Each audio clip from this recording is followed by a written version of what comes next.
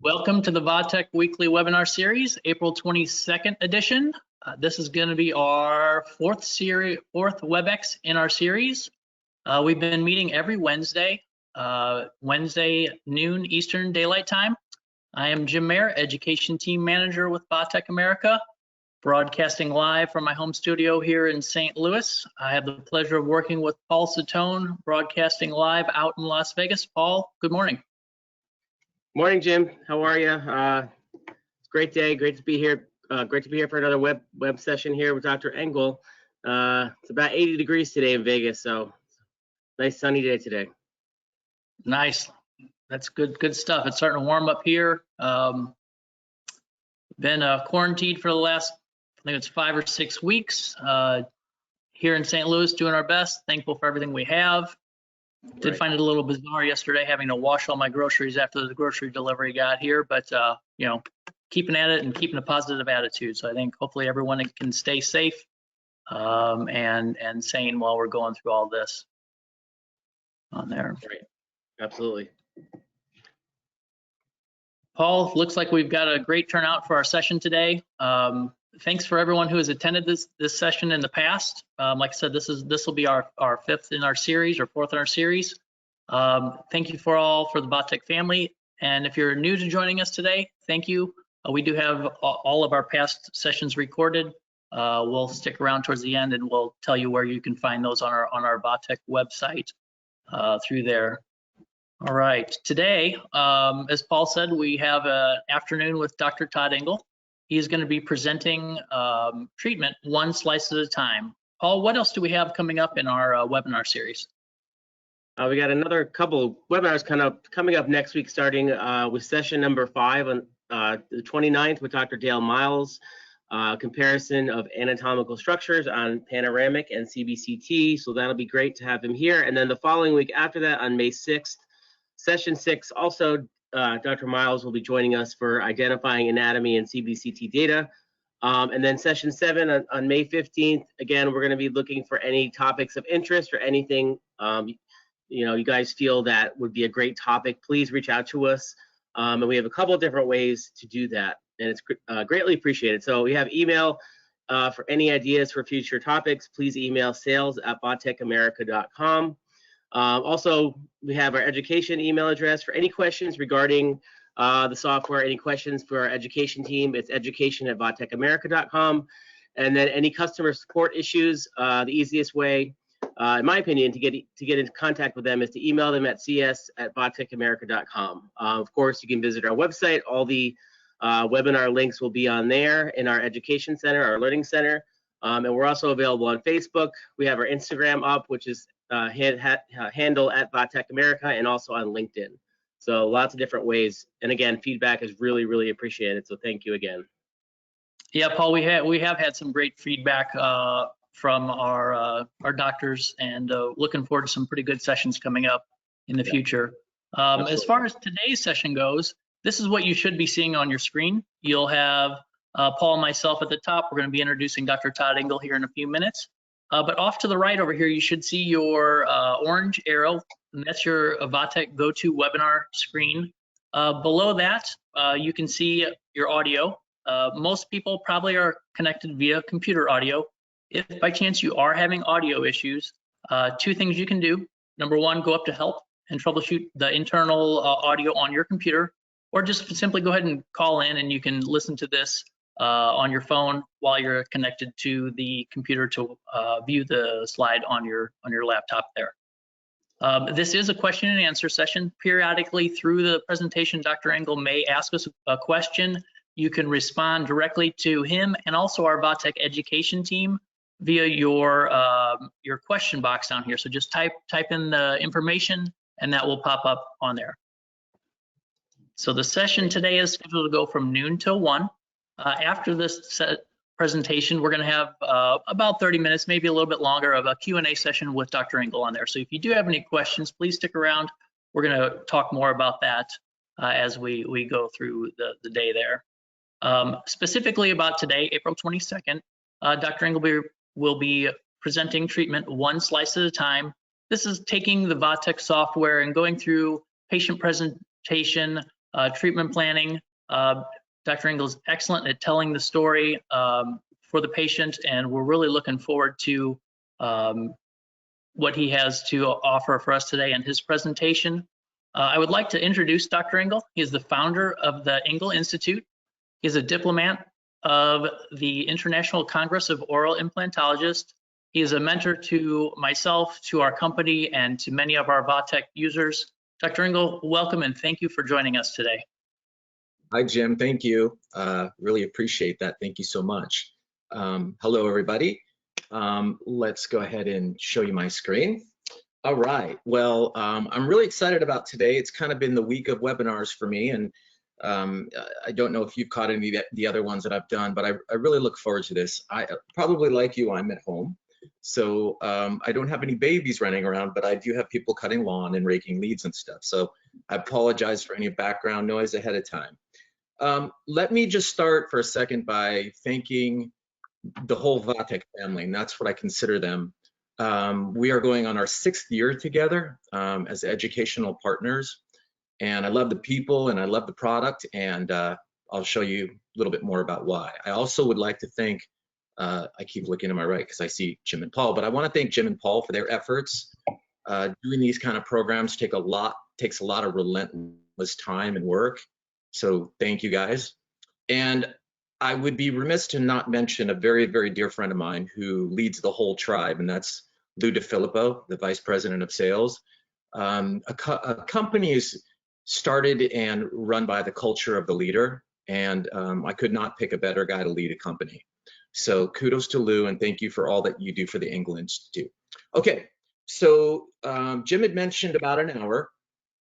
Something tells me we're going to run over a little bit, but a couple of things. First of all, every webinar that I do or have done over the last week or two, a lot of questions come in. And so we're going to look at them all. We're going to record them all. We're going to save them all. And I'm going to get to them if I don't get to them in the lecture itself. But a really good way to reach me is on Instagram. Just DM me on Instagram at Todd Engel DDS, as you see right here. I'm not trying to grow my population. It's just a really easy way for me to communicate. We also have a site on Facebook, Engel Institute Dental Implant Training, and you could hit me up there too as well. Okay, I think I actually have to go. All right, so let's go ahead and mention that I'm a GP in Charlotte, North Carolina, originally from Los Angeles. My practice is limited to surgery and 3D guided surgery. And I do all of my own prosthetics. I don't work on teeth anymore. Everything is the 3D world for me. So singles, multiples, and full arch implant rehabilitation. That's a little bit about me. And so let's move on. So as you see this picture, I promise not to spend a lot of time on this because it's just something that has taken over our whole world and is forced us into learning a new way to survive and live. So what I want to do is, opposed to talking about the moods or the panic or the fear or anything like that, I would like to address a few things that I feel that we should start thinking about, especially since we're start seeing some of the gates in the states open up. So the first consideration is, what is your consideration? What are the doctor's consideration in the climate that we're in right now? What are some of the things that you're thinking? The next thing, what are some of the patient considerations? Have we got there? Have we thought about that? And lastly, what about the practice? What about the practice? So I want to start with the doctor considerations. And here is a first question for you. So if I were to ask you today, right now, give me your top 3 concerns, or considerations. I'm going to give you about 15 seconds. You could type one word, and I would love to see them, and I'm going to repeat some of them. So if you had that concern, what would that be right now today? Okay, so if I were to poll you, your first concern would probably be something around the SBA loans, your accountants, the PPPs, the banks. Did you get in on time? When are you getting your money? How fast do you have to spend the money? Unrelated to the practice, right? Number 2, practice opening date. Not what are we going to do when we get back in, but when are we going back? We don't really know that. Most states don't know. Some are offering up a back to normal, quasi back to normal date, like Portland, Oregon has announced June 14th. And then the last thing is, your concern is probably going to be separate of the PPP and all the money stuff and practice being back open is, what are we doing with our, staff? How do we operate again? Our cadence, our whole movement of how the practice flows, and the momentum has disappeared. And you're probably also concerned about PPE, personal protective equipment. You have to be. And the fear and the concern there is we don't even know what's mandated yet. We don't even know what the legislation is going to need from us or ask from us or demand from us. Separate of that, are we going to be able to get this stuff? There's a lot to think about. So what I would like to do is I would like to talk for a second about the patient, okay? Now, my perspective today is I'm the Monday morning guy. So meaning I'm the Monday morning educator, meaning I want to give you information that's going to be applicable for Monday, so to speak, if we were going back to work, okay? So I'm not going to take you through every icon on the software and show you what everything does. That's not really what this is about. It's more about, how does this technology change my practice? How does this technology change the way that I interact with patients? Well, you're staring at something on the screen, and I put this here, very, very scary, officials dumbfounded as the beach opens. And there's tons of people at the beach in Florida. This was Jacksonville. This was April 17th, guys. That was Friday. That was last Friday. People congregated at the beach.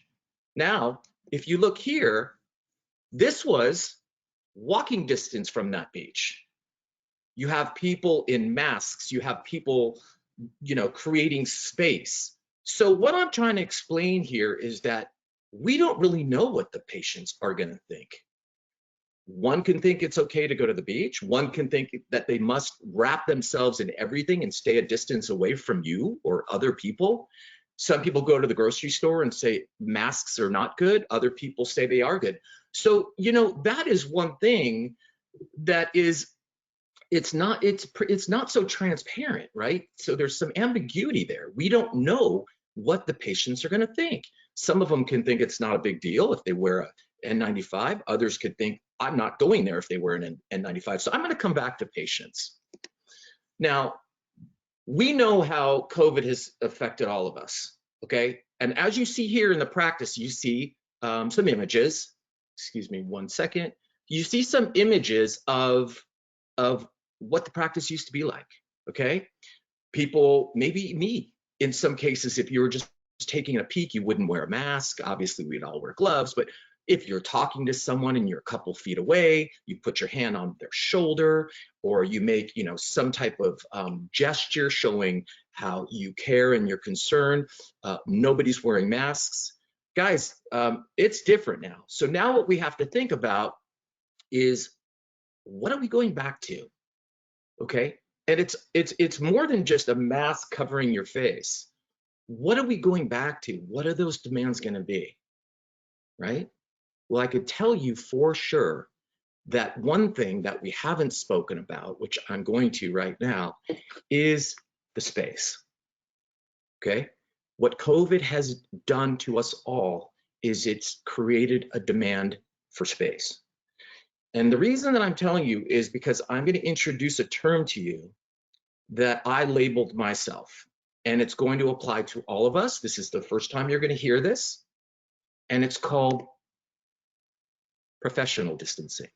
Not social distancing, professional distancing. We are going to enter our field again, and we are going to work in a way that we never have before. Now, I know it's going to vary from state to state, from city to city, but we have to figure out, how can we create distancing? How can we care for patients and create that distancing separate of PPE? Okay? So let's look at that.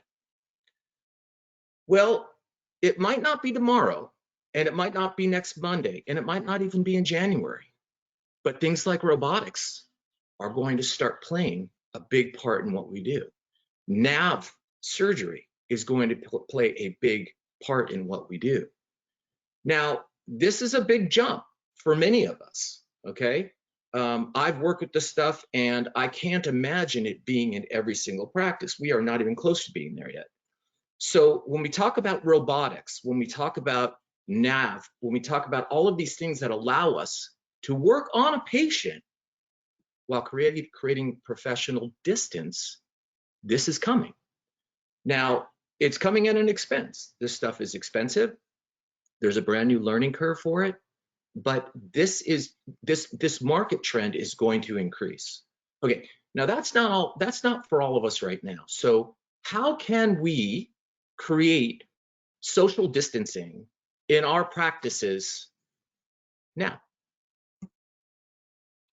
Create hands-off care, as I call it. Okay, so now that we've talked about that, let's go back to the patients. How can we be cognizant of everything that's going to be demanded of us? How can we provide distance treatments or professional distancing, but still care for our patients? How's that going to work? Think about hygiene. How is this going to work? Well, one, definitely the patients are going to demand, in some cases, less visits. Now, you might not think that everyone is going to demand less visits, and that could be true, but you have to center your practice towards the most conservative. You have to center your practice around your concepts around the people in Florida that were in the street dressed in that attire. Because if you don't, and your approach is like the ones at the beach, and I'm not saying it's right or wrong, then the ones that feel that we should dress in that attire or create distance will no longer come to your practice. So less visits works for everybody, regardless who you are or what you believe in. All dental patients would prefer less visits. So what does that mean? More digital dentistry. I'm going to share some cases with you later that were 2 appointments, front to back, 2 appointments.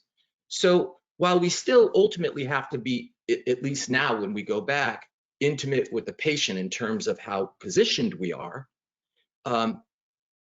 the time and the tenure that we do that is the key right now. That is the thing that we can break initially, is how can we combine treatment, combine appointments, and spend minimal time body to body. So the second thing is not only less appointments, but let's make them shorter. Well, how do you do that? Prepped ahead, pre-planning. Things like billing units, things like surgical guides, things like 3D animation where you could work at your desk, you could work at home. A lot of surgical, guides that I do, a lot of full mouth rehabilitations that I do at home at night. That's my design time. That's my artistic time.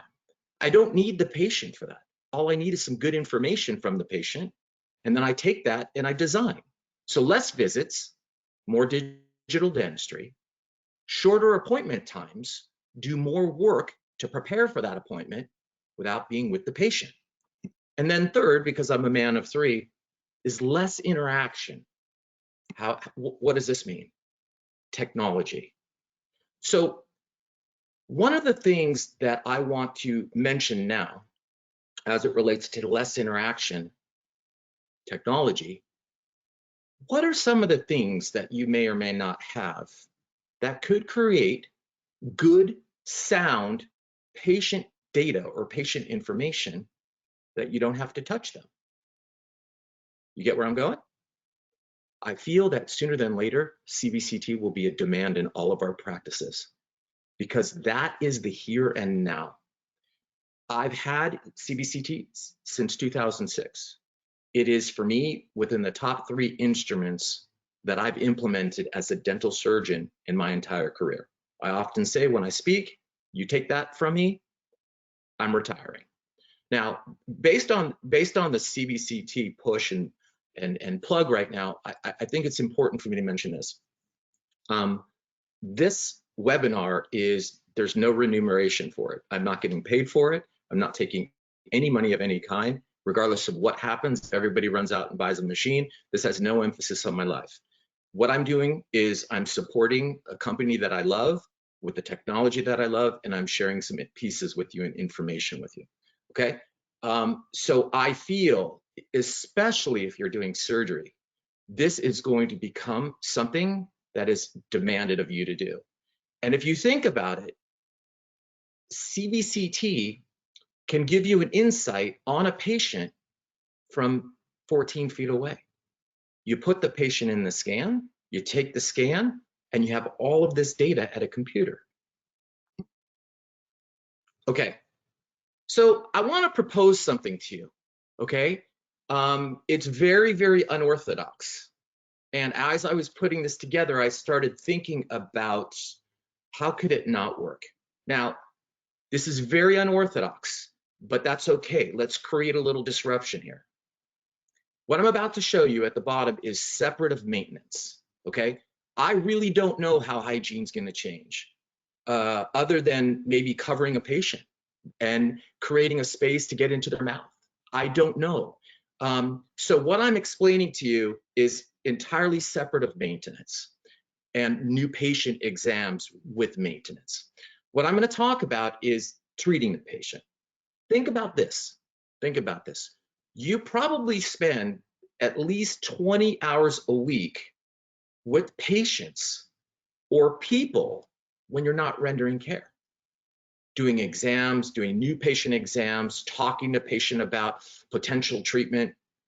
What if we really minimized that and made our appointments as practitioners doing care, providing work, 11 minutes? How can we do this? How can we minimize the interaction time, the body-to-body time? Think of this. What if we took photos, did an intraoral scan, and did a cone beam? Photos, 5 minutes, okay? If you're half decent at it, you take 6 or 8 photos, 5 minutes. Intraoral scan, you got everything you need there. 5 minutes. Cone beam, 1 minute or less, 5 seconds, 11 minutes. And what about if we thought about sending the patient on their way? Okay. And then teledentistry. Teledentistry. Here was a webinar that I did last Thursday. Teledentistry. Okay.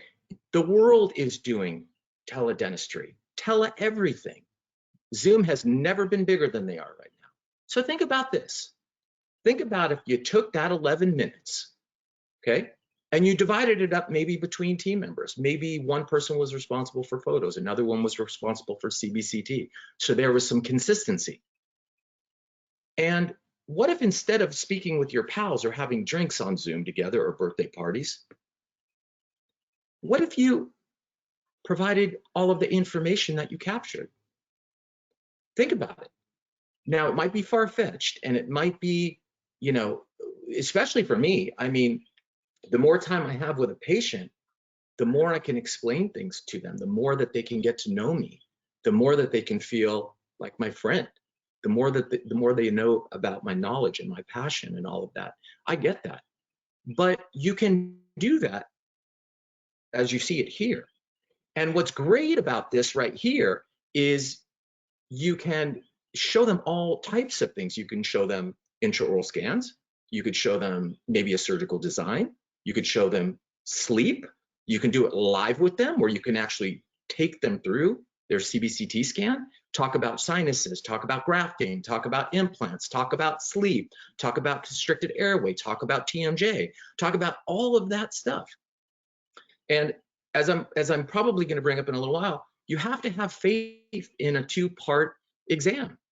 Even before all of this crap happened, I was a 2-part exam guy. I'd tell the patient, you're coming to me for full mouth rehabilitation. It took you 40 years to get like this. It would be unfair for you and unfair for me if I spent 20 minutes with you giving you all your options.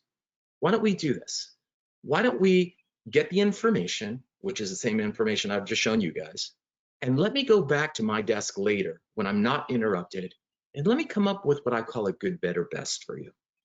And then I'd like you to come back and let me present that good, better, best to you, and you choose whatever's best for you. Now, some people may think, well, I've got to capture the flag while they're there. I've got to get it while they're there. My suggestion to you would be that you think a little bit differently.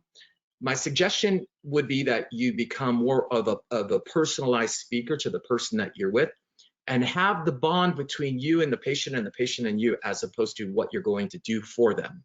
And when you create a bond, they'll come back. Just like if you were going to buy a car and you met someone who was really nice and really caring and not pushy at the car dealership, you'll go back. It takes a lot of faith, a little bit of experience, and a lot of trust. But I want you to think about this two-part exam or two-part case presentation.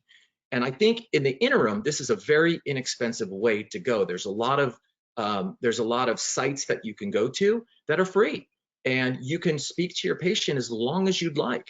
So now we've taken 11 minutes, and you have all of your photos, you have your CBCT, you have your intraoral scan, and you can spend as much time as you like.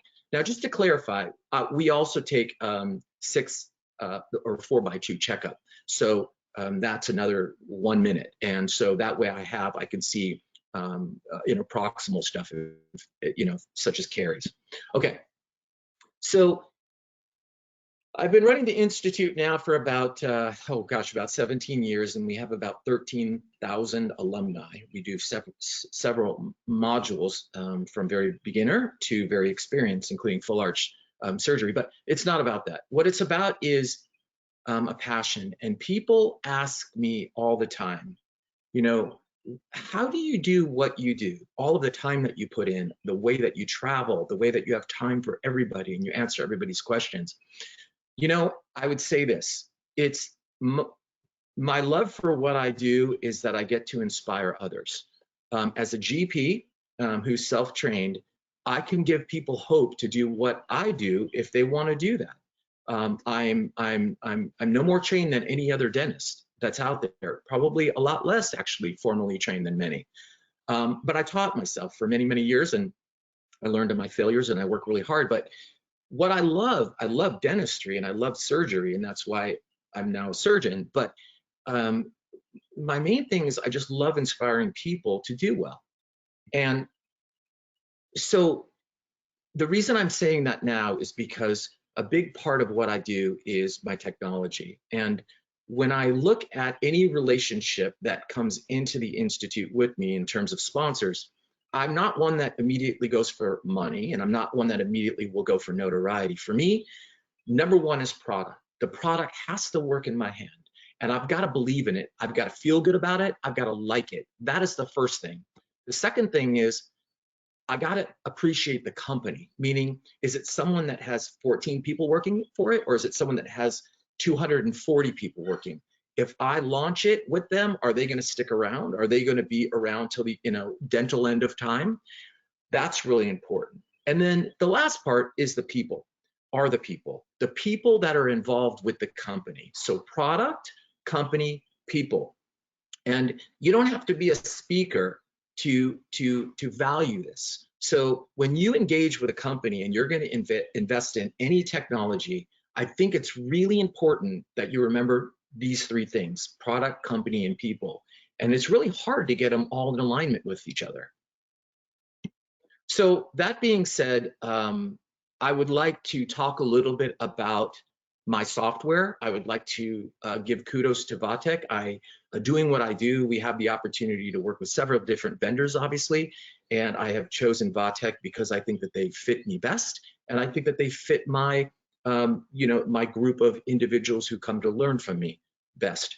And I'll let you decide how that could work for you later, but I fully endorse this relationship. And as you see here, they check all 3 boxes for me: the product first, the company second, and the people third. So I just want to give that push. Mainly the people. I could tell you that there is no reason that you will not get an immediate call back from them or help from them, whether it's to complain, whether you need help, or whether you want to purchase something. They are there for you through and through. Okay, so I have the Vatech green CT in my practice, and Vatech has been a leader and the fastest growing CBCT company actually in America for the last 3 or 4 years. But they've been a leader in technology, and a lot of things are on the horizon. Okay. You will soon see some intraoral scanning stuff. We now have, or they now have, a handheld X-ray unit, which is amazing, and I highly recommend that you take a peek at that too. Okay, so let's go to a patient consultation. Everything that I've explained to you, we've talked about the doctor considerations. Right now, you're focused on the things that fear you, or the things that may create a little bit of panic in you right now, and I get it, I understand. I really do. And then the patient considerations, you know, what are these patients thinking? Are they going to come to us if we're not fully wardrobed like hazmat, or do they not care, right? And then the practice consideration, which is the technology, the shorter times, the shorter intimacy of distance between patients, the professional distancing. So let's look at the patient consultation and do what we wanted to do today, which is talk about how does this stuff work for me as a form of communication, and how does it work for me to stay very busy and do 1,000 implants a year? Okay, number one, I want to suggest to all of you that you become interactive with your patients if you're not. Interactive meaning whatever technology that you have, and if you don't have any, then I highly recommend that you start looking into it, especially now, because I think that rather than being in their mouth with a mirror and a patient facial mirror, I think it's going to be really important that we can virtually show them on a computer screen to create that distance. Okay, number two, be informative. These are all the things that I check every day. I want to be interactive. I want to be informative. I want to individualize the treatment. It's got to be individualized care. So when I'm talking to whoever, Lisa, it's really important that we take a look at your sinus. And I need to explain why grafting is imperative here in the sinus. And then they just turn their body and they put their hand on their chin and they're engaged. It's them, right? Next is you have to create something that is investable, meaning when they leave, do they feel like they are willing to relinquish money to engage with you? And then lastly, you've got to inspire people. You've got to inspire people to want to do what you're recommending based on the time that you've spent with them. And as I always say, the four seasons service. Just deliver that care to them. That is all of those 5 eyes. Get your phones out, take a picture of this slide. I'll leave it up for a few seconds. Work on all of this, okay? None of us are perfect at any of it. So this is going to be really important as we go back to our practices, taking the time and individualizing care, even if it's through teledentistry. So how do we navigate this road of being interactive, informative, individualized, investable, and inspiring? How do we do that? Well, we do it by creating a value, okay? Strive not to be a success, as Einstein said, but rather a value. I never think about the money. I always think about trying to do what I'm doing as well as I can and engage in creating a relationship with every single person. I interact with thousands of people every year. But as I always say, when someone asks me, how do you do it? I always say, I'm only with one person at one time, and that's the person that matters. So to create a value, we're going to hop over in a second to some interactive stuff with the CBCT. I strive to be an expert diagnostician, and an expert diagnostician can create value. And I encourage you to try to be one as well. I've got a lot of work to do. I've done a lot of surgery, and I've met a lot of patients, and I've trained a lot of dentists, but I still need to be better. All of us do. So how do we create a value? Number one, here we go. You have to understand the patient. This is all that the patient brings. This is all of the data, the photos, the CBCT, the intraoral scan, the personality. You've got to take it and really understand the person in order to be able to get through with them. Do they want a lot of detail? Do they not want a lot of detail? Do they want to see pictures? Do they want to hold things? Are they tangible? What do they like? The second thing, okay, you have to be good at translating options. Now, the first one was I spoke about the makeup of everything, but do you see it? Do you see a calcified canal, a carotid canal, carotid artery on a 3D scan? I don't know. That's life-threatening. So maybe you should go learn that. But do we see everything? The second thing is, are we good at translating options? Now, guys, it is very, very well known that the number 3 is desirable. Okay, go look up the power of 3. That's why a lot of things that I do are in 3s, like Starbucks or the gas station. 3 is something that people are enamored by. 3 is the perfect amount of choices, and I call it the good, better, and best. Can you translate to that person who you've done all the 5 eyes with a good, better, and best, right? Can you? And then lastly, providing the care. This all goes under the umbrella of being an expert diagnostician. And notice that the providing care is asterisk. And the reason that it's asterisk is because just because you had 1 and 2 down, maybe they chose something like a pharyngeal graft or a sinus lift or something. Maybe you're not capable. I don't know. And the true expert diagnostician and the true expert practitioner will not go beyond what they can't see. Okay, so what we're gonna do now is we're gonna switch over. You won't see my face for a little while, so I'm gonna miss you and I hope you miss me. But what we're gonna do is we're gonna go into the interactive CBCT. I'm gonna switch over and I'm gonna show you a little bit about, okay, so you should be able to hear me. Are we good? Jim, just shoot me a quick text if we switched over. Well, I think we did. And if you guys can hear me. Everything is going well. Yes, we're perfect. Okay, good. Thank you. Okay. So, so guys, here is a scan that the patient took on my green CBCT. This is a 5.9-second scan, and I'm not going to get too much into voxels and radiation times and doses and all that. There is plenty of information. VatechAmerica.com. They have live help, they have chats, they have all kinds of stuff, study clubs, you name it, they've got it. So what I'm gonna do is I'm just gonna dive right into kind of what happens in my practice when a patient takes a scan.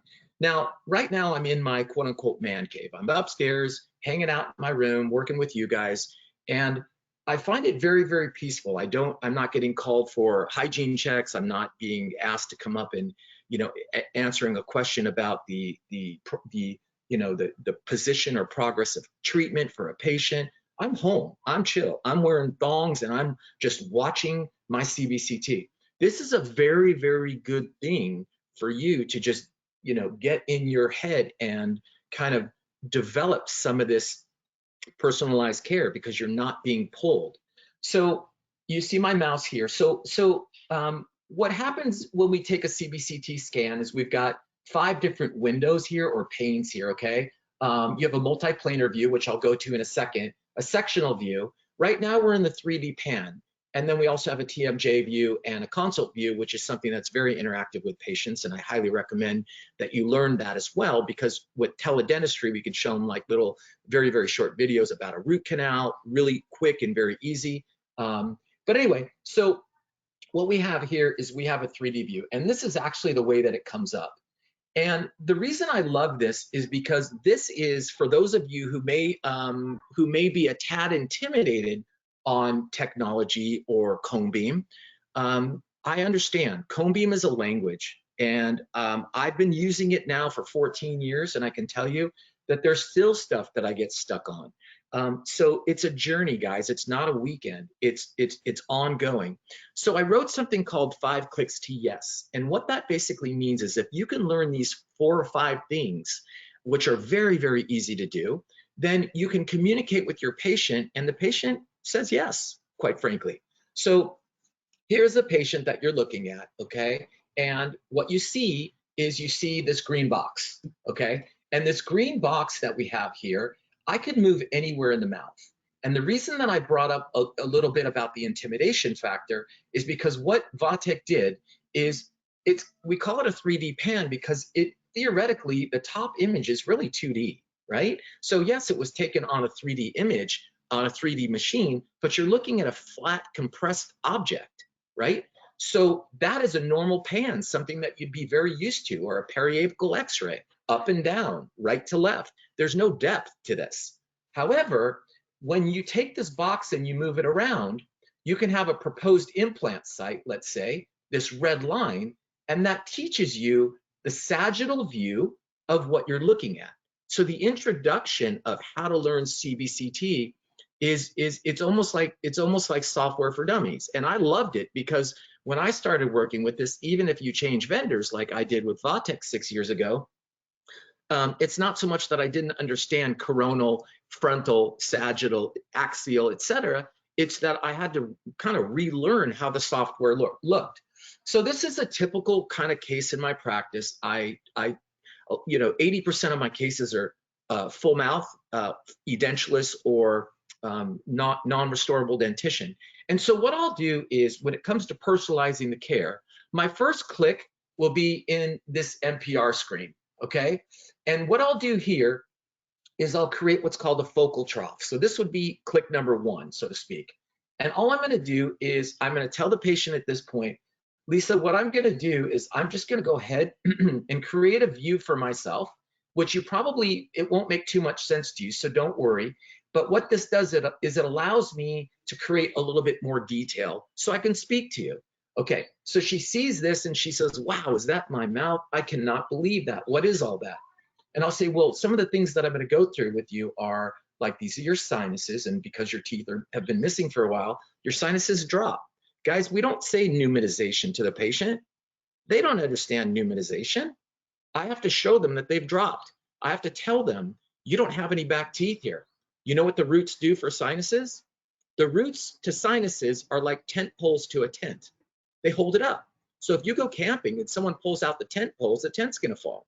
So not only do you have pneumatization as you and I know it, the dropping or enlargement of the sinus, but what else do you have? You also have resorption of the crest. So they work towards each other. In some cases, the sinus is the crest. You explain that to the patient. So when the patient is looking at this with you, they see them. They see them and they're hearing you.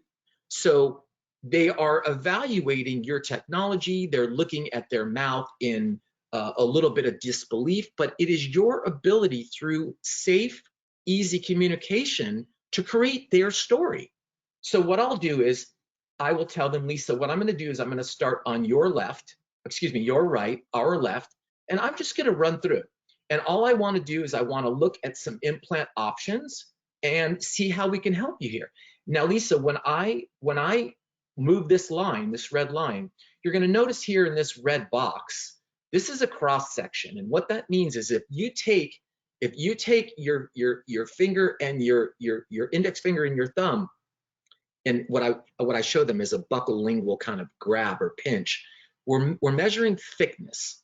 So I tell them, imagine, guys, you could write down any of this if you feel like they're worth saving. I tell them that this is a loaf of bread. And what I do is I take this line and I move this line anywhere on the loaf of bread that I want, and I create a bread slice. And I turn it sideways. And what you're seeing here is this is the white side of the bread. Now, the click number 2 would be, let's look at some of the sites that you have to put implants in, okay? So the click number 2, now that I've got this up and I've showed them kind of, you know, a quick little journey of what we're doing, click number 2 would be placing an implant. So I just go here, I place an implant. I'm gonna call it position number 4, very easy to do. I'm a Straumann guy, so Straumann. And what we'll do is I always, and this is a recommendation to you too, always take the smallest, thinnest implant you have in your library because it's least aggressive. I'm going to hit insert. And as you notice here, that implant went right where that line was. Now I could do a couple things. I could grab it and I could move it. Let's see here. There we go. I can move it any way I want, anywhere I want. I could slide it anywhere I want. Now, if I put it back over that line, I want you to look at my cross section. So from a frontal view, which is the view that I'm moving the implant in right now, it looks really good, okay? It looks really nice. But it could look something like this or like this, right? So in the frontal view, it looked good. I have to make sure that three-dimensionally, everything looks good. I can also tip my implant according to where I want it. Now, when you get into 3D guided surgery, as some of you have, and if you haven't, I'm happy to help you with some of our courses. What you do is you design these implants based on where the tooth is going to be, and we have that ability too. So the second would be putting implants. And so what I'll do, the third option, so you got number one, I create the focal trough, if you will, the clicks on the MPR screen. The second will be I'll drop an implant. And then the third one is I will offer her some type of care. And so what I'm going to do is I'm going to copy my implant and I'm going to talk to her. And I'm going to say, hey, Lisa, what I would like to do is I would like to show you a couple different options. And I would like to have you think of it almost like a real estate agent, where you're coming to me to buy the dental proverbial house, okay? Do you want a small condo? Do you want a 2-bedroom home? Or would you like something substantial in size? It really depends on budget, and that's what I say. So I say, if you guide me to what you're looking for, I will find the best thing that I can for you. So now what we could do is we could, sorry, this is being a little finicky, but what we could do is we can move our implants, okay? There we go. So I could move my implants and I could sit here with her in seconds and I could show her where I'm positioning all these implants, okay? And I could do things like tip them. So if her sinuses are really low and she said, well, you know, the other person said that I need to have grafting, and I say, well, grafting isn't a bad idea, but why don't we not graft? Why don't we save some money? And let's go ahead and tip the implants so that way we could get teeth back there and avoid a sinus lift. Okay, so the next thing I'm going to do is I'm going to go to my 3D pan, okay? And if we look at the bottom, what I'll do in this case is I'll start down here on the patient's lower right, okay? Now, as you see here, we have the nerve. Now, that's the next thing that I'm going to trace, okay? So as I go down here, okay, you're going to see this circle, all right? You see that circle? So that's the IA canal, all right? And I'm going to show her as I walk through this, I'm going to hit this nerve icon right here. And now what I do is I always, to be conservative, is I always put the click at the top of the canal, not in the middle. And then I'm just going to slowly move forward, and every so often, I'm going to put another click in there, okay? And I'm doing this in front of her, and you can see that the canal is already drawn. I already did this one. But what I'm doing as I'm clicking, because it's second nature to me, and it's my third or fourth click, so to speak, I'm telling her, Lisa, it's really, really important that we identify this nerve, because when we're putting implants in, all right, we want to make sure that we don't give you any paresthesia. And so we have to remain a certain distance away in order to prevent that. Okay, so let's go to number 28. So what I'm going to do is now on the bottom is I'm going to go over here to the number 28 position, and I would mark the nerve on that side too. And I'm going to come forward just until I feel like I'm safe. Then I'm going to go ahead and I'm going to place my implant. We're going to call it tooth number 28, and I'm going to insert it, okay? Now this, I'm going to edit the implant really easy. And what I can do when I edit the implant, notice it says 12 millimeter length here. I'm going to say, so what this software allows me to do, Lisa, is I can make these longer. I can make these shorter. I can make it wider. I can make it more narrow. And as I'm talking to her and I'm fluid with my communication and conversation, guys, she trusts me. I'm creating a value. The value isn't in the difference between an $1,800 implant and a $1,400 implant. That's a monetary value that lasts 15 minutes. Once you pay, it doesn't matter. The value is in the knowledge and how you convey the message. So what I'm going to do is I'm going to say, this is your implant right here. So what we're going to do is we're going to shorten that baby up. And I want it 8 millimeters long. And what we're going to do is we're going to take it and position it right towards that top tooth. And now I know I'm safe. Okay. Then the next thing I'll do is I'll just go over here and I'll show her the other implants that I have placed. So she can see now, okay, so different game show, but you could see that this implant is tipped back, and that's to accommodate AP spread. And what we could do is we can move it, and if we get too close, we will get a collision, notice.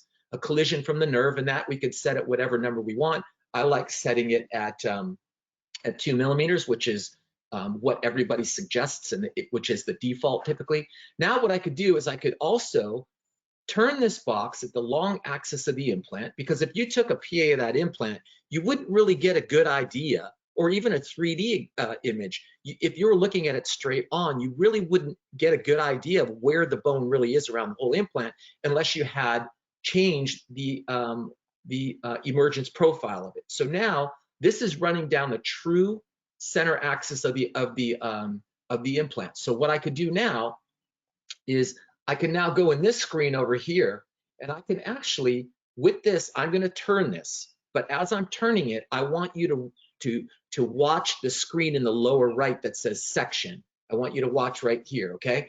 This implant is in the true axis of the bony architecture based on its position here. So as I turn this, I could go all the way around the tooth in an oblique view, and I could see that this whole implant is covered with bone all the way around.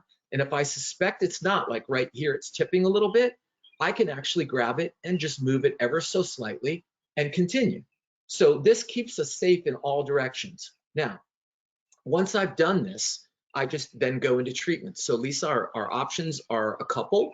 We can leave teeth in, we could take teeth in and out. There's several things. So what I'm gonna do is I'm going to take your CBCT, I'm going to take your photos, I'm going to take your intraoral scan, sorry, and I'm going to create a teledentistry appointment with you, and I'm going to share this with you, okay? And I want you to feel free to ask me any question you want. This is going to be very interactive, and it'll be very quick, all right? So that's that part of it. There's a lot of other things here, like we can, if we want to just jump to implants, I could go to number 26, and it'll give me the cross section here. So these are all your implant numbers. These are various views, and you could wow them. This was the original 3D pan view. This is a little bit of a more opaque view where you can see the skull and the detail of the bone, which is kind of cool when you, especially when you turn it sideways. And then you have a lucid view and many other things. Now, the other thing that I do in the 3D pan, and this would be kind of click number 5, is I'm going to turn on this bone density box.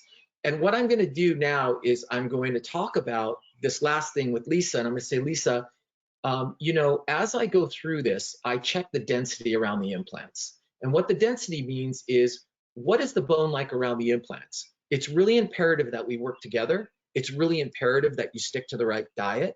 It's really imperative that you really limit your smoking, etc., because this bone is very, very soft. So guys, if I put up this scale right here, okay? If I put up this scale right here, and I'll do it in front of the patient, I'll say, Lisa, if you see red color, that means that the bone is there, but it's very, very, very weak. If you see yellow, it's starting to have a little bit of strength. And then green and blue would be the strongest.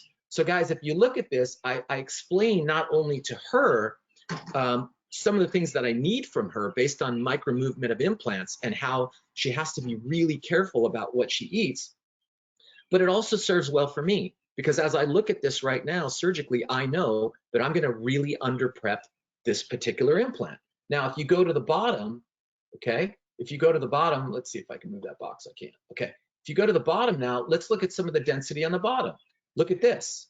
This is blue. This is D1 bone. Very, very, very dense bone in the anterior part of the mandible. On the inside, you have very little red. The red is the blood tissue. The red is this blood cells. The red is the cancellous tissue, I should say, with a lot of really good blood supply.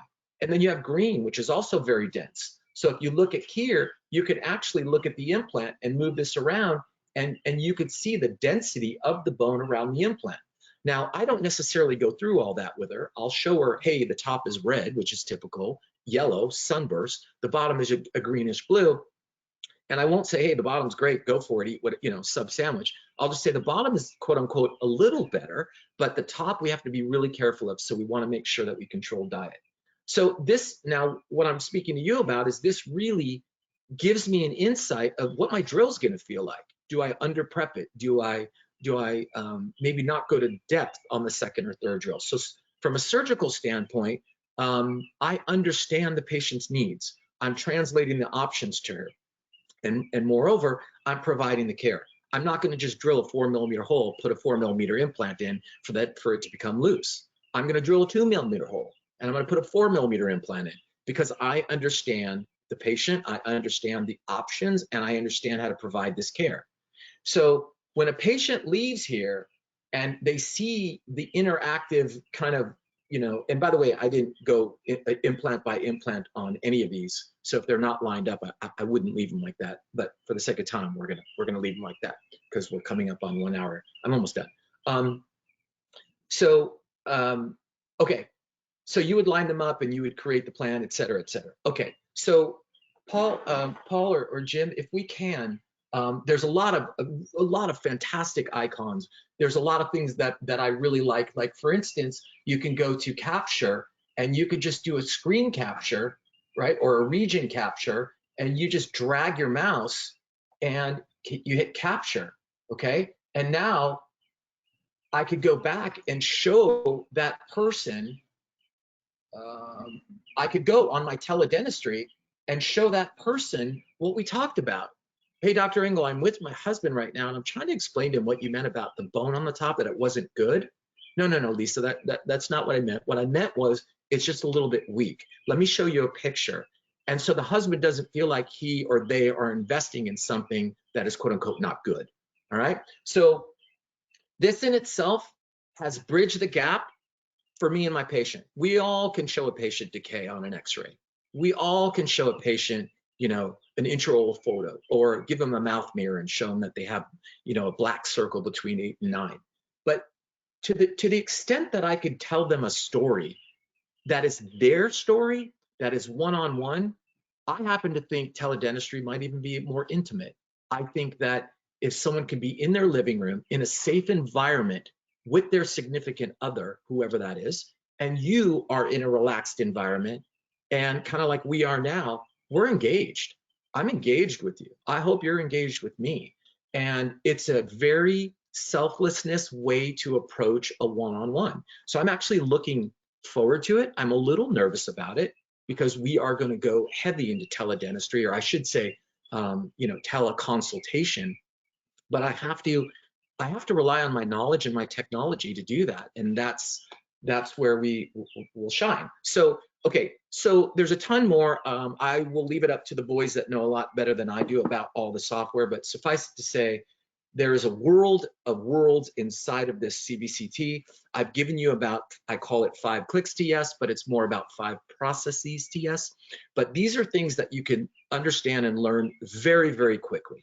So with that being said, what I would like to do is I would like to go back to our lecture, and I'm going to give you just a few more slides, and then we are going to show you 3 cases, and then we will be good to go. Hi guys, welcome back. Okay, so now we spoke about the interaction, whether it's live or teledentistry. Now, the next thing that you have to do, or I highly recommend that you do, is that you have models, okay? I rely on my models a lot. Patients want to know, what do you mean teeth coming in and out? What do you mean teeth that stay in, okay? I also tell them that when I get their plan done and I say, Lisa, if you like this, what I'm gonna do is I'm gonna make a template. And for those of you who are watching me, if you look at the lower left, the full arch surgical guide on the blue model, I hand it to Lisa, or I'll give it to her to take home and say, show this to your husband moving forward. And I'm gonna call you at 8 o'clock and we're gonna talk about this. And I want you to know that this stencil, which is made directly from the file that we put our implants on the cone beam file. Now what we could do is we can with a computer, we can actually print a guide to put those implants in that position. So this is your individualized template.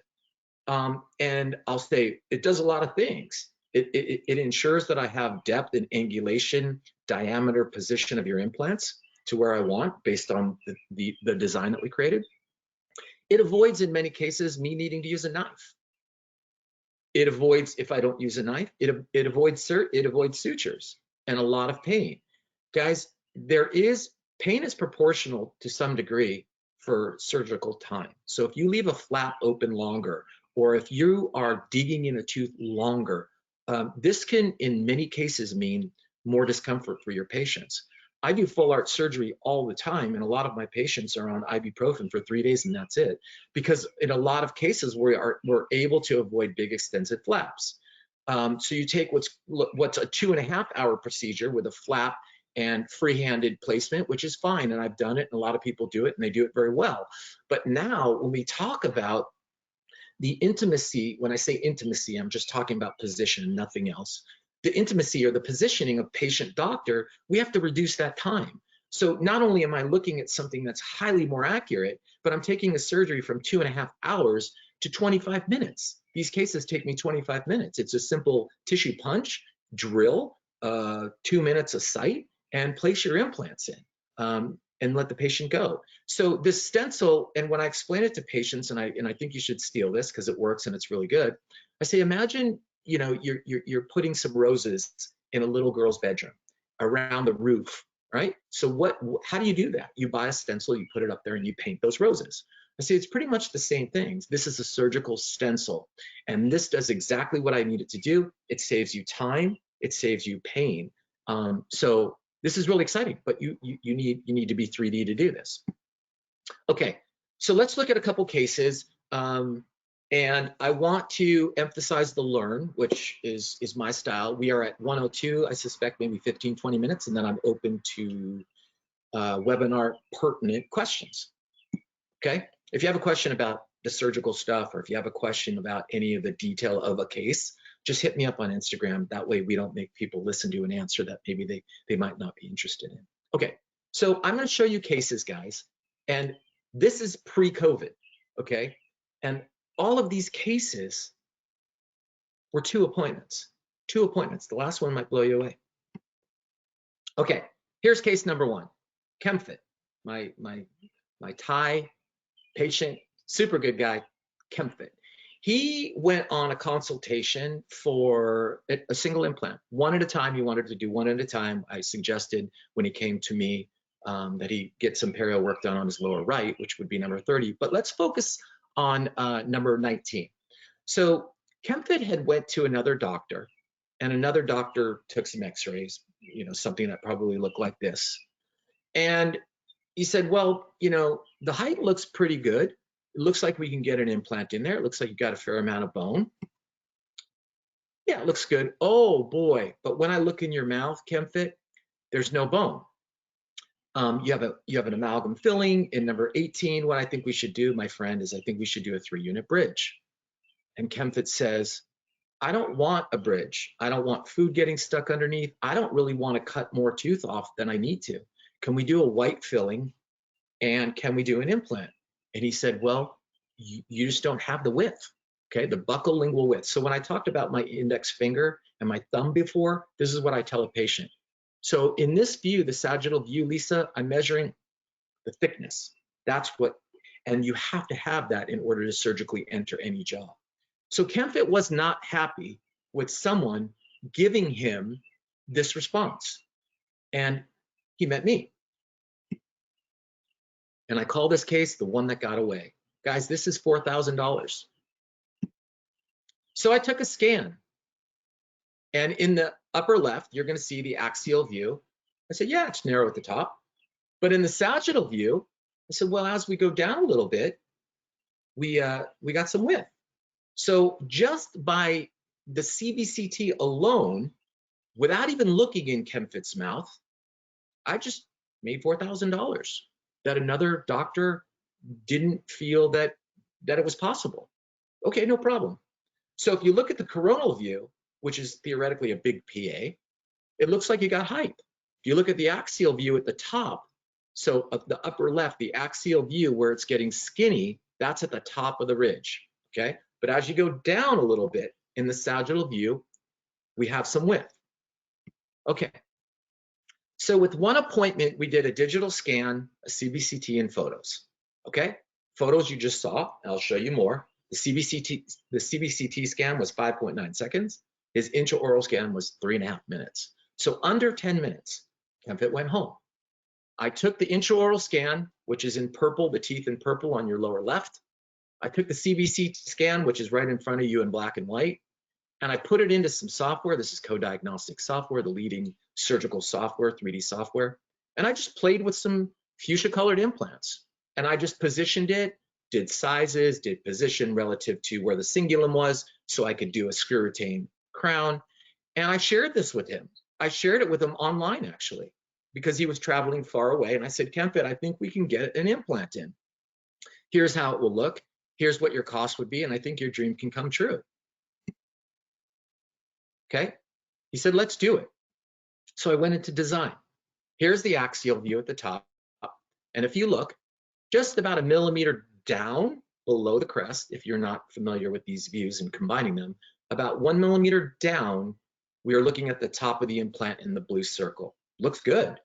2+ millimeters of bone on both sides, the lingual and the buccal. So far, so good. Here's the sagittal view.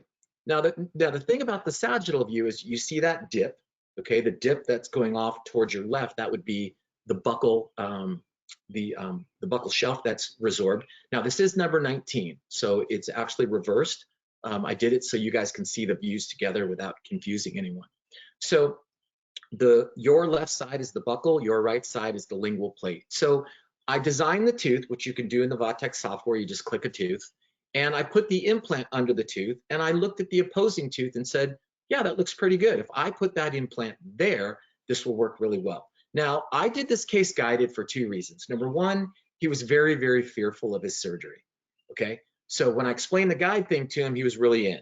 The second thing was, you know, when things are this tight, if I know I can get a good fitting guide, I use this to facilitate my surgery, not to replace any knowledge. I could do this freehand, but with freehand, we don't work like a drill press. We move, we're human. So I just didn't want to risk any movement buccal, because then it would have been a big grafting party. Okay.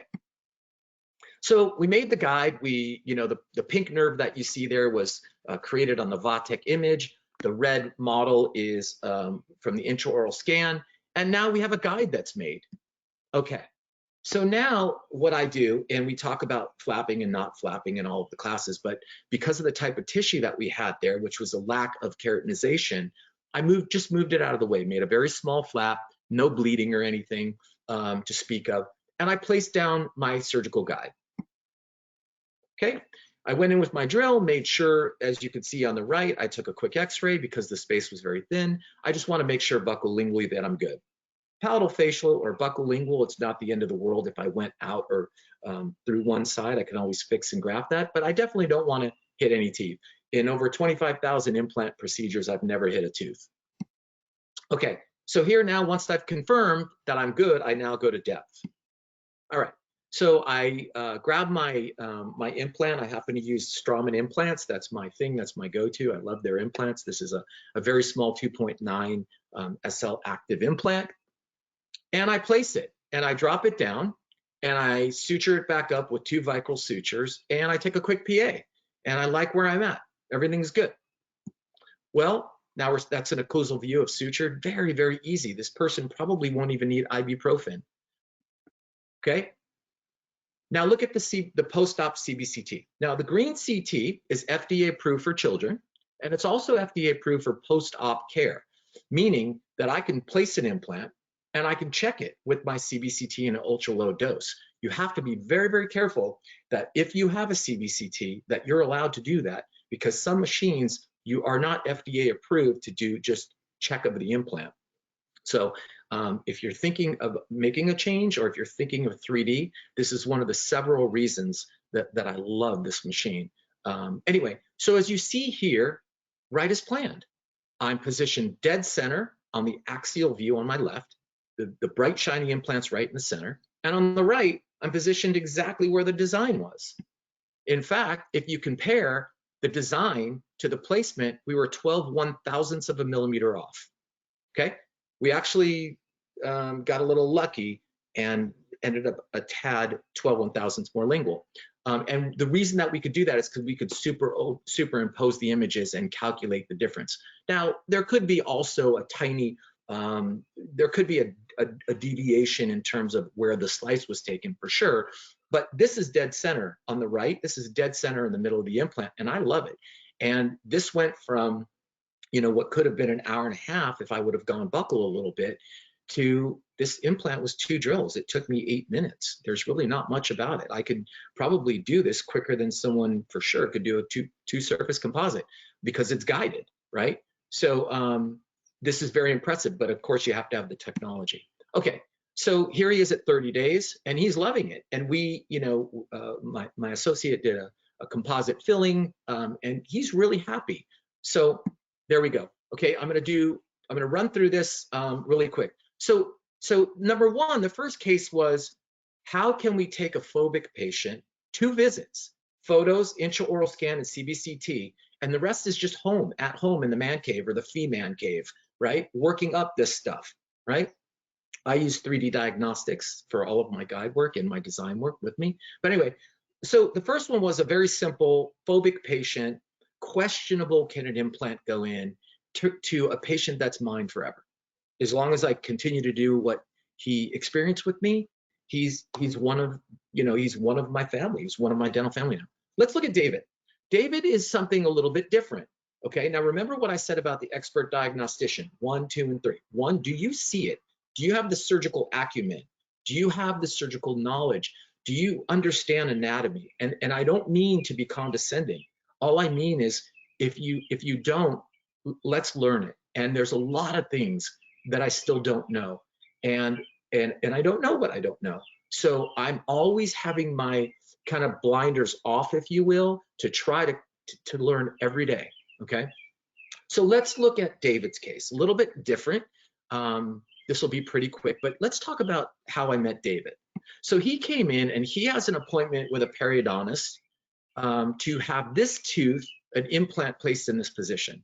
Now, this tooth that I'm pointing to is actually a tooth that was removed, cut off at the root, and what you see here is it's bonded back in place because David had a graft there and David was going to go back and have an implant done. And something wasn't feeling right. So he came to me and he said, "Hey, doc, I just want your opinion because I just don't feel really comfortable about what the treatment that was offered to me." So as you look here, I'm looking at it. I don't really know what to say. I'm not going to say anything negative at all. But is this a patient benefit? Is this a value? You see the cutoff root. Where is the implant going to go? What about the teeth next to it? We know that if we put an implant in, we're going to lose bone around the implant, which means those teeth are going to be mobile. So now you have 4 loose front teeth, okay, and you have 1 implant. Where did that plan go? So you have to see things beyond what a PA shows you, but that's where he was diagnosed. Okay, so he said to me after I take these, he said, "So doc, should I do it?" And I'm like, well, you know, we all have different perspectives on what kind of care should be rendered, but my recommendation is maybe we consider yet another option. And he said, "Okay, let's talk about it." So my question to you is, do you see any anatomy here? And typically the answer is no. Okay. So now we have essentially a 3D pano, or a 3D image that's a pano. Remember, it's squished together, so you're looking at something 2D. And I blow it up and I ask, "Do you see any anatomy?" And quickly I'm just going to say no, because you can't from this view. So what I did is I virtually placed an implant in bone, which I wouldn't have done it this way, but surmising that the periodontist was going to put it in bone, I put it in virtually in bone. And when I did that, I created a cross section. Now, he inquired about, or I inquired about the imaging, as it says, and I said, "David, what kind of imaging did you do? Do you remember? Because I'm wondering how he came up with that treatment plan." And he said, "Well, doc, it went around my head." And I'm thinking, well, that could have been a pano, it could have been a CBCT, but with what I see, and I'm sure that this is a very intellectual periodontist, most of them are, how could this have gone sideways? So as we look at this image, and this is my image now, I have a 10mm implant in the position that the periodontist should have and would have put it in bone, right? And as I look here, this anatomical feature that you're looking at, that the circle is around, is the lingual artery. Okay, so the apex of this implant, which is pointy, was actually planned to be in the lingual artery foramen. So the other thing to keep in mind is that surgical burrs are up to 1.5 millimeters longer than they say. So there's a lot of burrs out there that if they give you a 10 millimeter mark, that mark is really 11.5 from the tip, because the tip has to navigate the hole. The implant doesn't have a tip. So if you put a 10 millimeter implant in and you have a point on your drill, that drill point averages 1 millimeter to 1.5 millimeters, which is not taken into account. Okay, so when you drill for a 10 millimeter implant, you're drilling at least 11, and it's something to be very careful about, especially with anatomy. And you can't see this without 3D. Okay, so people ask me, is this a standard of care? And I say, is what the standard of care? A CBCT? Well, even if it isn't, don't you want to be safe when you're doing this stuff? Don't you want to see, is the sinus facial? Is it palatal? Is the IA lingual? Is this lingual artery canal there? You know, so the first question for me is, as someone who wants to be an expert diagnostician, I need all the valuable tools to assess my patient correctly, because that guy blew it with ChemFit. He just didn't do it, right? So that being said, that went from a plan to a dangerous plan. And so what I said to David was, you know, David, I think we should maybe consider something else. I think that what we should consider doing is maybe removing all 4 front teeth, placing 2 implants in a different position, because I see something here that I want to avoid, and let's do a 4-unit bridge, which we landed up doing. So we took our photos. Now, when we retracted and took out everything, what you're seeing here on your right, that is a branch of the lingual artery, okay? What you see reflected back is the floor of the mouth, okay? On your left, that is the entrance to the lingual artery, okay? Now that is an example over the canine where you have a tooth, so you have nice high bone, you have tall height. However, in an area that has been resorbed, I maintain the height here with graft, but when the area resorbs and the crest reduces in height, and you look at a PA and you think you have all this height, you need to be careful, because that crest is getting closer and closer to the entrance of that lingual artery, but you can't see it. Typically located both sides behind the lateral incisor. Okay, so this is dangerous for all of you who, you know, went through dental school like me. This is what we refer to as Ludwig's angina, and this could be an emergency, borderline death for David. Had that lingual artery been intruded upon, the artery would have theoretically exploded, and it would have been buried, as you can see here in the cadaver specimen, below the floor of the mouth. So what happens is that little artery, and people, you know, feel like putting implants in the lower anterior is really easy. In my opinion, it's the hardest place to put them, because the angulation is very, very unique. It's almost an S shape or a banana shape. You have to have some skills to do this. And that's minis too, guys. Minis have points on them as well. So just be careful. But I thought I'd throw this in really quickly. In the Journal of Implantology, it says placement of dental implants in the anterior mandible is considered by many clinicians to be relatively low risk procedure. However, hemorrhagic episodes following implant placement in the mandibular symphysis are regularly reported and can have serious consequences. The use of high resolution focused cone beam scanners have given us the ability to visualize the intricate neurovascular network of the intraforaminal region without distortion and in greater detail. Knowledge of the arterial supply and navigated implant placement in the mandibular symphysis can help to avoid these potentially life-threatening emergencies. This is exactly what we're talking about. We're talking about CBCT, and we're talking about a navigated type of placement. Okay, so I like this because it kind of puts things in perspective. We need all views. If we're putting something in the jaw, okay, we need all views. Anything that's, as I call it, above ground, anything above tissue, you could see, you could spin your head around. Guys, separate of the knowledge and separate of my command over CBCT, we now have something else to face together, brand new. And that is, how do we work with patients, be near patients, but yet told to wear hazmat and to keep distance, right? So we have to use more technology. Last case, then I'll let you go, or I'll entertain questions. So this was a case, it's a very, very, very cool case. I was published in Dentistry Today last month. I actually was on the cover of it. And this is, I'm just gonna run through this, but I want to show you that this is 2 appointments. So this patient came into me, she had an upper hybrid, you could see 4 implants, retained denture, and she was really not happy with it. It was breaking after 10 months. Anyway, long story short, she ended up in my office. And as you can see, this is, we took a volumetric CBCT, we created a volumetric subject, if you will, on the right.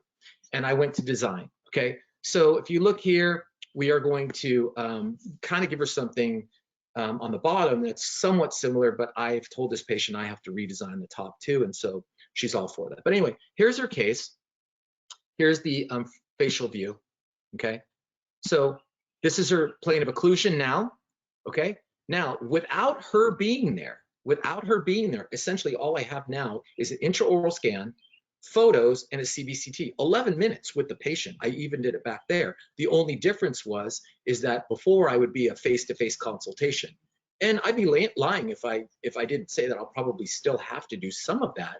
How that's going to work, the dynamics, maybe across the table, I don't know, but I'm going to tell you that for sure I'm going to get into some teledentistry consultations without question. So what we did in the software is we designed a wax up, okay? The wax up, and we put that over her scan. So it's 2 files merged together. It's a dual scan protocol. You have an STL file, which is this intraoral scan or an impression of the teeth or the wax up, and then you have the DICOM file, which is the CBCT set. So I need to take her from the green line to the yellow line. And then based on that, this is all done on the computer without Tanisha. Based on the type of restoration I'm gonna do, from the incisal edges down, I have to accommodate 14 millimeters of space. And I design my implants as you see them, which means anything above the implants, bone reduction, has to come off. My dogs were good until right now. So implant dictated positions, okay? So understand, everything is designed from the incisal edges down. You gotta start with the end in mind. 14 millimeters for a zirconia bridge that she's gonna get from the incisal edge, desired incisal edge downward 14 millimeters, that's where these implants are. Everything above them has to come off. Okay, so very carefully I remove the teeth. I talk about the importance of muscle memory and how important it is for you to gently get these kinds of teeth out. I use something called the cube from Acteon. I love it. I take a lot of time with it. This facial plate is very weak. And then what I'm going to do is I'm going to do a full thickness, full arch flap inside and outside. And I'm going to make sure that I have enough room for my bone reduction guide. Now, again, this is the second visit. This is visit number 2. Clean flaps. And the next thing I'm going to do is I'm going to go into a bone reduction. So my bone reduction guide is going to fit on. The little light bulb guy it was a reminder for me. I did a full arch webinar, I think a couple days ago, Monday. If you want to go on YouTube and type my name in and look under full arch guided surgery. And I also did an intro to guided surgery. They're 2 pretty cool webinars. Check it out. So the thing about where we are right now is you have to be really somewhat aggressive on the flaps. But if you remembered my flap, if I can go back, yeah, let's go back here. Maybe I can. I'm always very careful about where I make my incisions, so that way I could avoid bleeding, avoid inflammation, etc. So let's see if I can get that. Sorry, guys. Okay, there you go. There you go. So if you look at the image on the right where everything's flat back, I'm very, very, very careful about staying in keratinization and reflecting things like an orange peel off an orange. This is key to the patient's comfort and for you to reapproximate tissue and just be clean. But if you look at all of the facial aspects of those sockets, we maintained all the facial bone. Check out the cube. Okay. So now we do our bone reduction and we have a bone reduction guide. Again, this is all done in between appointment number 1 and 2, and this is a $25,000 case, you guys. Okay, so what you're looking at here is about 8 seconds long. We're just going to take it, and much like a reduction coping that a lab sends you for a plus 2, maybe you have a point on it, and they send you a reduction coping, and you smooth it out. same thing. So this is like a reduction coping, and I'm just going to drill all the way around. I use Salvit for all of my burrs and bone reduction burrs and stuff. And then what happens is we go from here to here. So it's nice and smooth. Okay, all of this was created in between appointment number 1 and 2. Okay, and then the next thing is our implant guide will snap on top based on the implant positions. The implants go in. There's the guide in place. All of my implants go in. Again, I'm a Straumann guy, and I just place the various implants in the positions that they go. If you see in the middle, the implant in yellow and the implant in red, underneath it is a surgical protocol sheet. That's given to you by 3DDX regardless what implant you use. I, again, happen to be the Straumann guy. But okay, so here, the next thing that's gonna happen is the abutments are gonna go on. And for you GPs who aren't familiar with this, take note of this, okay? Because it's gonna help. This right here is a carrier that brings an abutment over to the site. That is where the prosthetic screw is going to go in later. So that's just a carrier now, and you're going to unscrew the top of that after you screw down the abutment with that driver. So you're going to carry it over, you're going to tighten the screw with the driver, then you're going to take off the carrier. Okay, now you have an abutment on the implant. You torque the screw that connects the abutment to the implant at manufacturer's specifications. You do not torque any prosthetic screws. It's finger tighten. So just remember this. Anything that connects the abutment to the implant, torque it. One and done. Anything that puts the teeth on the implants, finger tighten in these cases, okay? Single crowns and stuff, it's different. Okay, so this is the carrier. All right. So the abutments are on. Here's the abutments in position. I describe how the screw holes have to match up to the green line, so all of the positions and angles are correct, okay? And just to show you how precise this is, if you look at these two white arrows, if you see in the number 28-ish area, that implant on your left virtually is tipped lingual. Right above the tip of the arrow, there's a yellow circle. That is the actual line angle of the post. And if you look on the right, it's exactly where it was on the plan. Okay, and then ultimately we put her in a bite, we check everything up, we create her temporary, we stain her temporary, we do some tissue approximation, and then we finalize the PMMA. And she walks out, I did IV sedation on her, and she walks out with a really, really nice temporary in a perfect VDO in 2.5 hours.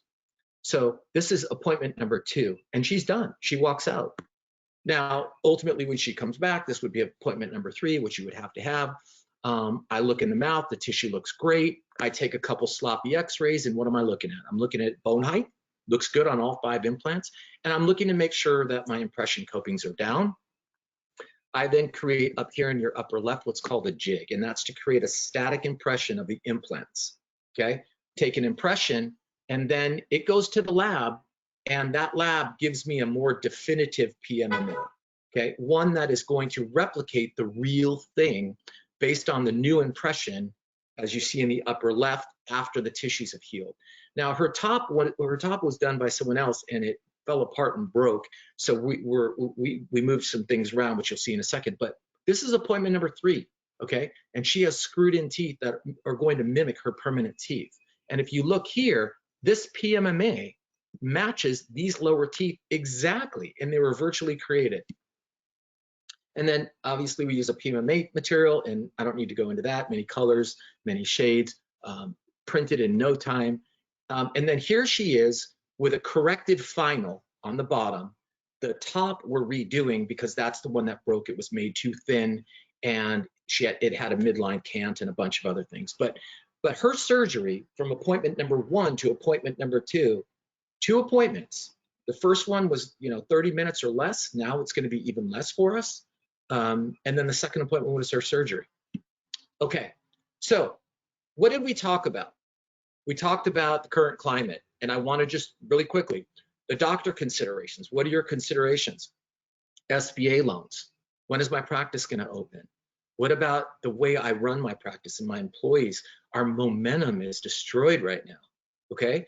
I've been in practice for 17 or 18 years, and my momentum's off. I'm going to go back. I already told my team we're going to start the first few days from 9 to 3. And it's not that I don't want to produce. I just want to develop a cadence again, right? So some of those things. The second thing was we talked about the patient considerations, people at the beach that just don't care, that don't believe in it. And I'm not saying it's wrong. Again, I'm really not. And then you have people a block away from the beach that are fully garbed. So my recommendation is that you plan for the ones that want to be fully garbed. That way you can have that climate of patience. And then if the other ones come as well, they won't mind that you're taking precautions. In fact, they'll probably appreciate that. And then lastly, the practice consideration. We talked about the 5 I's. All of the 5 I's, we talked about distance, professional distancing. Nothing better than a CBCT, right? You put a patient in a scan that's 6 seconds long and the patient's 10 feet away from you or 14 feet away from you. That is distancing. That is a wealth of knowledge without getting near the patient. So that said, there was a lot of information. We are exactly 90 minutes. So I thank you guys so much. I know that in some cases I spoke a little quickly. I wanted to get a nice piece together for you. I'm very passionate about what I spoke about and what I do. So if you want to, bump me on Instagram or, ask me questions, go for it. I really will respond. If you want to follow us on Facebook, if you feel free to do that as well. And of course, if you're interested in taking any courses from beginning to extreme end, we have live patients for every attendee, full arch bone reduction surgery cases for everyone. And it's pretty cool. And that's engelinstitute.com. That being said, guys, we're all in it together. And I know that message is overused, but I mean this, and I'm sure others do when they say it. We're all in it together. Never in the history of mankind has everyone experienced the same thing at one time, and it has affected everybody. It's not a California thing. It's not a New York thing. It's not an Italy thing. It's a world thing. And so I'm going to leave you with this. I hate what it's doing to mankind, but I love what it's doing to humanity, because I think that it's going to really give us a different value on our freedom. And I think it's going to hopefully make us hold on to compassion for other people. I miss you. I miss seeing you. I miss my patients. I miss dinner. My wife and I were driving in the car and she's like, so what do you miss? I said, I just miss a Friday night dinner with you and going out and, going to a club and just having fun. I miss that. So if anything else, remember that. Remember your freedom, the football games, the baseball games, the whatever, and try to hang on to the compassion that we've learned through this all, because everybody's suffering in a different way. Some people have lost family members and loved ones, and others just are out of work. There's a lot of people that will trade problems with you. So with that being said, Jim, Paul, Vatech, all of my friends and family at Vatech, and especially Lou DeFilippo, guys, thank you. Doctor, thank you for your time today. Are you okay with taking a few questions towards the end? Yeah. Okay. I had one question that's come up several times, and it's talking about teledentistry. Sorry? It's talking about teledentistry. What platforms, I know you use Zoom a lot. What is your thoughts on different platforms for using that, not only communicating with the patient, but also, I guess, logging into your office? I know you and I have talked about a VPN or doing like go log me in 1, 2, 3 to your office computers. What are your thoughts on that? And still, where are you at with kind of what services you're using there? Great question. So the first thing, log me in, TeamViewer, any of these things are great. And that's another thing about the direction of where dentistry is going, especially with the technology that we've been talking about. I mean, you guys are all on my computer. I mean, Jim and Paul they're on my computer. They could run my computer. I'm states away from them. So logging in is fantastic. There's a lot of sites out there that are low cost or no cost. As far as the actual teledentistry sites, my recommendation is that you look into Zoom, go to Meeting. There's a lot of platforms that can provide what you need at a very low to no cost. There are a lot of dental platforms but what they're doing is they're charging you percentages. And so I would heavily look into that, because I think much like we're doing now with a very nominal subscription, we can talk for $10, $12 a month. So, but one of the other things I wanted to mention, when I was on a webinar a couple Thursdays ago, and I was talking about, well, maybe 3 Thursdays ago when COVID hit, a lot of the companies were coming to me and saying, hey, you've got some common sense, get out there, let's talk to these doctors and kind of talk to them about what's going on. You know, I brought up teledentistry, and one of the things that I said was, it's really important now that as we kind of reinvent our own wheels, so to speak, that we don't look at teledentistry for only new patients or new care. I think it's really important that we use teledentistry right now to talk about those patients that were in our offices the last 4 to 5, 6 weeks that we were practicing, that maybe are pivoting on that care. This is a really good way to touch bases with them, to offer them something like this while they don't have an opportunity to go anywhere else.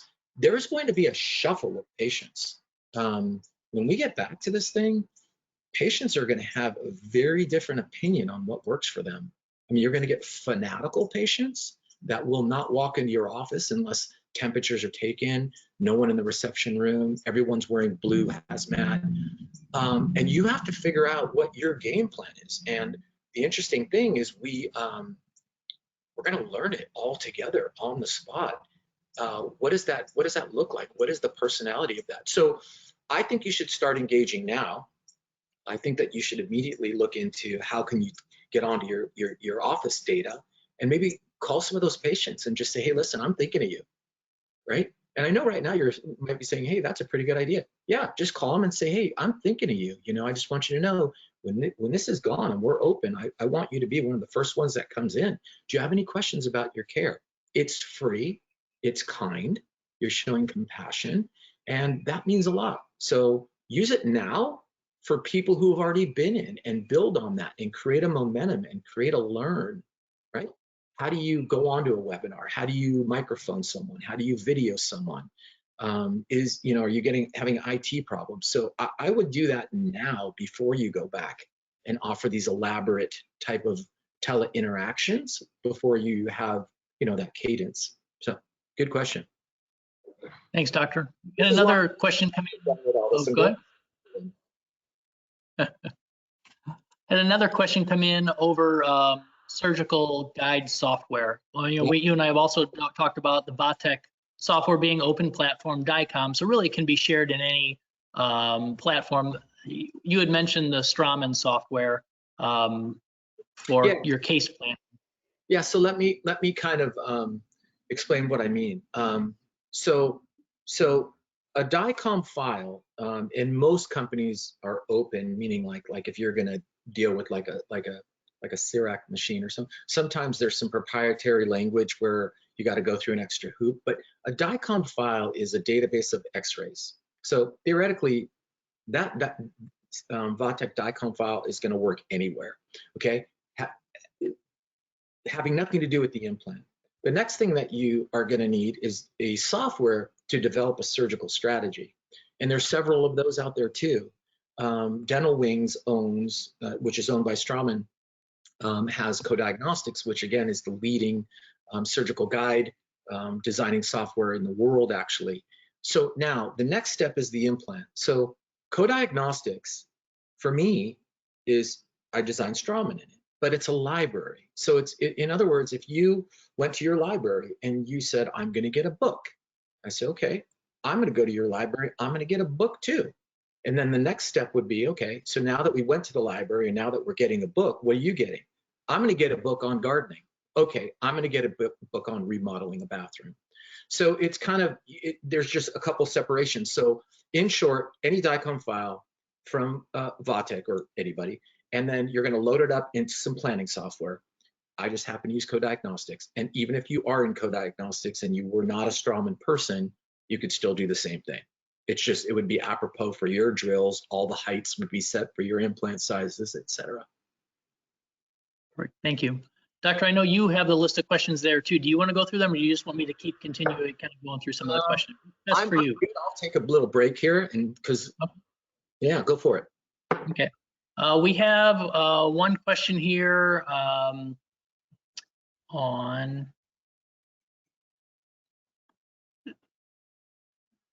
we have a couple about determining facial height on your scans. How are you doing that outside of the office? Or are you going back to the office and still doing that as part of the case workup? I'm not sure I understand what facial. Basically, vertical dimension of occlusion. Yeah. So basically, what happens is on the first appointment, when we do our intraoral scanning, or in some cases, if you're going to do analog models, just impression taking, what you're going to do is you're going to evaluate the patient's bite like you would do in any full mouth or denture setup. And what I evaluated was how much the bite had been closed, the difference between the top teeth and the bottom teeth. You know, females show a lot less bottom teeth than males do typically, and they show more top teeth than males do. So I looked at everything, the aesthetics, phonetics of her as she was, and I also looked at her transition line, her smile line. So I'll have them smile really, really large and look at where the lip lands. So I'll do a rest smile, I'll do a social smile, which is like, hey, nice to meet you, right? And then I'll do an exaggerated smile, because I want to make sure that in an exaggerated smile, hey, you won the lottery smile, and the lip lifts up, I want to make sure that I identify where that spot is as it relates to the incisal edge of the top teeth, because if I'm going to make a hybrid, as you saw, I have to hide that. So it's actually, and I don't mean to plug the class, but Mentoring 4, if you go to the Engel Institute website, we do all of that. There's a lot of steps to it. It's not someone that should, it's not anything that someone should do without understanding all of those things ahead of time, because it could be disastrous if we don't understand facial dimensions. But once you get it, it's just like anything else in dentistry. Once you get it and you practice it a little, it just becomes second nature. You just go look for those things, right? Just like you get in your car, you put your seatbelt on, you put down the emergency brake, and you turn the ignition. It's just what you do. Thank you. We do have a couple of questions, excuse me, over the Vatech 3D software. Do you mind if we switch you back over to that other computer? I don't. Okay. Why don't you ask the question first, because you may be more apt to it than me, Jim. What is the question? The question is, one of the questions is going to be basically the bone density window on that computer, showing how you got to the bone density and clicking on the color there. So I switched this over there. If you want to go ahead and show the screen there, sure. We can go back to the 3D pan tab there. So right here, guys, what'll happen is, so here we are, we placed our implants. Now, theoretically, the image would look like this first, okay? So when you do your scan and your 3D pan comes up, this window, there's a couple things that I do. Number one is I click this button and I hit Create Pano. This isn't really part of the discussions with the patients. It's more for me. I'm gonna hit Create Pano, and what I'm gonna do is I'm gonna look at these dots and make sure that they all line up okay, because sometimes the dots are off and it makes the patient's skull look like they're frowning. So if I like this, then I'll just hit okay. And you might see a little change here in a second. When it gets to 100, it might adjust it a little bit, but this was a pretty good scan. Okay, so then what'll happen is, yeah, it was pretty close. So what'll happen is I'll go through and place my implants. And then what I'm gonna do in the 3D pan view, I'm gonna go right over here. It says bone density, okay? There's a lot of features that you can get used to, but you don't have to be used to it right off the bat. I'm gonna click this bone density, and now I get this color. So as I move this box around, I could go anywhere. I could go anywhere, and in my case, like if I go to this number, like 2024 implant, okay, I'll drop the box a little bit more so I could see the whole chin and the sagittal. Okay, so I drop it. So now down here, I see the whole thing. I could see the different colors, and if you have sunburst, yellow, or red, that's going to be a type 3 or type 4 bone. If you're not familiar with all the bone types, it's going to be quite soft. If you have bluish green or blue, this is quite dense. Okay, now, as we talk in all the programs, cortical bone, which is typically going to be dense, doesn't have really any blood supply to speak of. And that's why implants fail in ridges that are too thin, because all of the blood supply is in the cancellous tissue. So if you have a 5 millimeter wide ridge total and you cut 3.5 millimeters out for an implant, all you have is 1.5 millimeters, which is basically just the cortical plates. There's really not any blood supply in cortical plates to integrate an implant. Okay, so back to the question about density. So I've just clicked this box right here in the 3D pan mode. And then this, I just click it and it will show me the different densities as it relates to the bone. So D1 is blue, as I mentioned. So here's the facial plate, which is blue, going into D2, which is green. You can see a little bit, the lingual plate's a little bit thinner, some good D2 bone down here, and then D3 and D4. So as we get to the center, you have more blood supply, so that would be less density. Okay? Perfect. Thank you, doctor. Sure. I think we're getting close to the end of the questions. I do have one question. Do you remember the article that you showed, the issue of Journal Oral Implantology for Mandibular Symphysis Anatomy? Do you remember what journal that came out, or what article date that came out? Issue? Let me get that for you. It is issue 748. Volume XXX triple X V1. So article 748 in Journal of Oral Implantology. There's also a 749 number, so you could check both. Perfect. Thank you.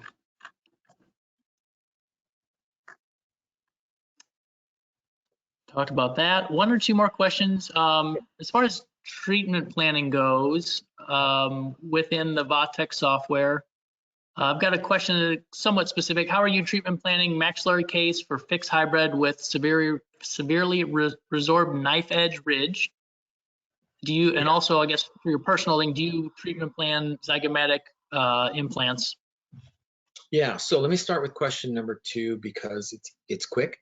So I personally do not place zygomatics. It's something that I've been thinking about doing, but I'm unique in that I won't do anything unless I think, well, I'm not unique, a lot of us are this way, but I won't do anything unless I feel like I have a really strong command over it, because I have a command over what I do and I never would want to sacrifice those results. So the question 2 is no, I do not place, I do not consult for zygomatics. I refer them out for those reasons I've said, but I understand when they're indicated and I understand how they're done, so I have knowledge behind them. I just don't have enough surgical knowledge to have implemented it yet, but that absolutely will be the next thing that I take on. I've been doing a lot of research on it, and it's because I do refer quite a bit out, and so I feel that I should be doing them, quite frankly. Now, the first question was, how do I address a knife edge maxillary ridge? Well, here's the thing. It's it's no different than anything else. If you have bone, then you can place implants. If you don't have bone, then something needs to be done, whether it's some type of GBR, ridge augmentation, block grafts, whatever. And that really depends on 2 things. 1, the knowledge of what needs to be done, and 2, who is capable of doing it. And it might not be us, right? So I might have the knowledge of a certain type of a graft, but that doesn't mean that I'm doing it, right? So that would be part 1. You need bone. If you don't have bone, you can't place implants. So, but the caveat to that question is this: if it is knife edge, sometimes we can do things such as, depending on the prosthesis, if it's an implant, we could implant rotated denture, we could do something very small. We can use 3 millimeter implants that are 8 millimeters long. There's no issue there. There's a lot of proof that says that after the implant's integrated, beyond 6 millimeters of implant length doesn't matter. However, at the beginning, for initial stability, it certainly helps.